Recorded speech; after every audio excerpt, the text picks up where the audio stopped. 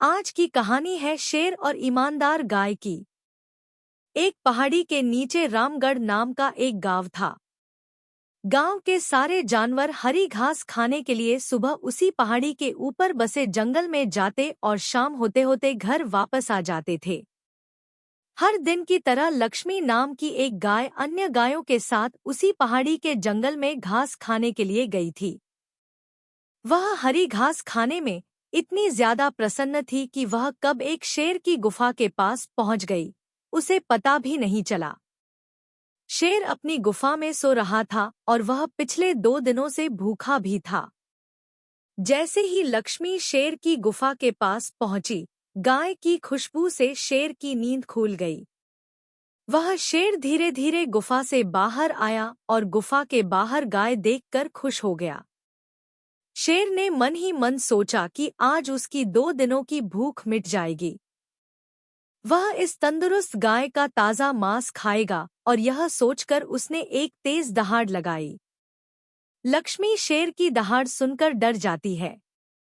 जब वह अपने आसपास देखती है तो वहां दूर दूर तक उसको कोई भी दूसरी गायें नहीं दिखीं। जब वह हिम्मत करके पीछे मुड़ी तो उसे सामने शेर खड़ा हुआ दिखाई दिया। उस शेर ने लक्ष्मी को देखकर फिर से दहाड़ लगाई है और लक्ष्मी से कहा, मुझे 2 दिनों से कोई शिकार नहीं मिल रहा था, मैं भूखा था। शायद इसलिए भगवान ने मेरा पेट भरने के लिए तुझे मेरे यहाँ पर भेजा है। आज मैं तुझे खाकर अपनी भूख मिटा लूंगा। शेर की बात सुनकर लक्ष्मी डर जाती है।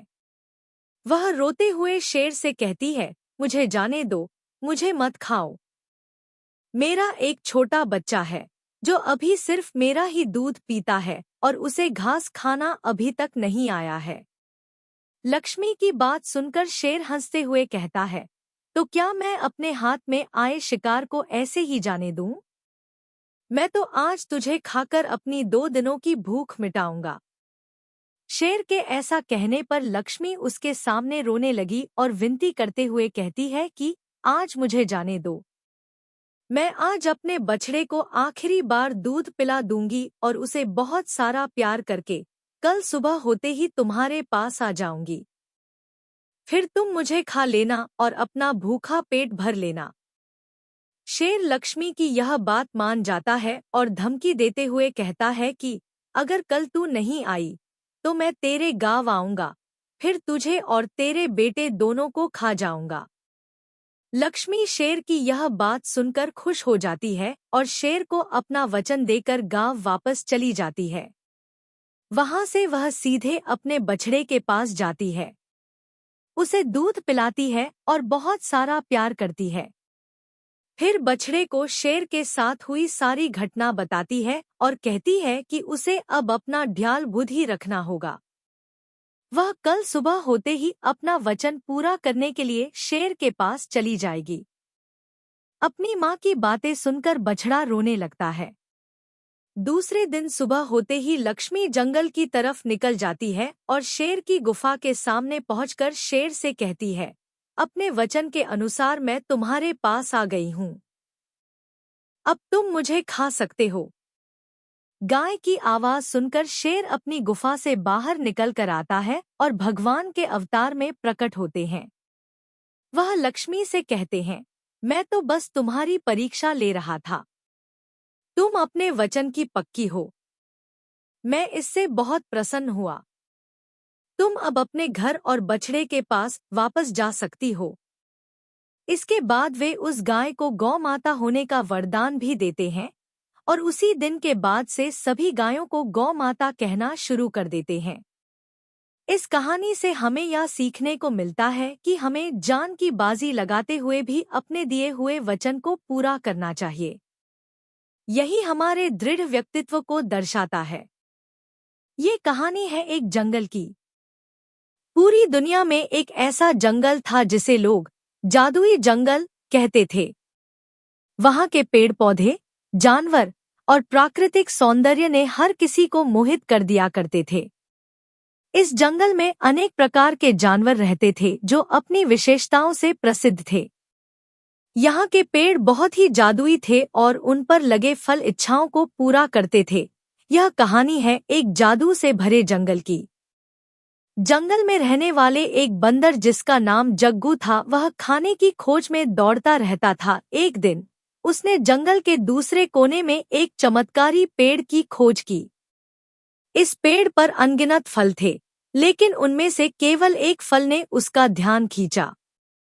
वह फल था जो किसी की भी मांग पूरी कर सकता था। वह नहीं जानता था वह एक जादुई जंगल में है और उसके सामने एक जादुई पेड़ है। बंदर ने उस फल को तोड़कर खाने का निर्णय किया, लेकिन जैसे ही वह उसे छूने वाला था, उसने यह सोचा कि क्यों न इस चमत्कारी फल का उपयोग करके जंगल के सभी जानवरों की सहायता की जाए। कई अन्य जानवरों की भूख मिटाने के लिए उसने सभी के भोजन के बारे में सोचा और निर्णय लिया। उस दिन से उस बंदर ने जंगल के जानवरों की मदद करने में अपना जीवन समर्पित कर दिया। वह हर जानवर की समस्याओं को सुलझाने, उनकी मदद करने और उन्हें खुश रखने के लिए उस चमत्कारी फल का उपयोग करता रहा। उस फल से उसने सबकी मदद की और जंगल में रहने वाले जानवरों को खूब खुशियां बांटी। एक बार जंगल में सूखा आया। सभी पेड़ पौधे सूख रहे थे और जानवरों को भूख और प्यास की समस्या हो गई थी।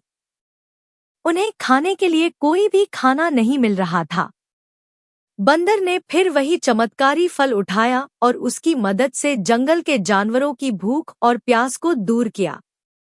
बंदर ने सभी जानवरों को समझाया कि वे जंगल की सुरक्षा और जंगल की खुशहाली के लिए मिलकर काम करें और पेड़ पौधों की रक्षा करें। वह चाहता था कि सभी जानवर जंगल का सम्मान करें और एक दूसरे की मदद करें। क्यों पेड़ पौधे ही हमें जीवित रखते हैं, हमें खाना देते हैं, ऑक्सीजन देते हैं, हमें उनकी सुरक्षा करनी चाहिए। बंदर ने सिखाया कि जीवन में चमत्कार हैं, लेकिन उन्हें समझने और सही तरीके से उपयोग करने की कला महत्वपूर्ण होती है। उसने सिखाया कि हर किसी की मदद करना और जंगल के सभी निवासियों का सम्मान करना जरूरी है। हमें सभी का सम्मान और आदर करना चाहिए। इस कहानी से हमें यह सीखने को मिलता है कि हमें जीवन में अपनी विशेष क्षमताओं का सही तरीके से उपयोग करना चाहिए। हमें हमारे साथीजनों की मदद करनी चाहिए और साथ ही प्रकृति की रक्षा करनी चाहिए। इससे हमारा जीवन और जंगल दोनों ही सुरक्षित रहेंगे।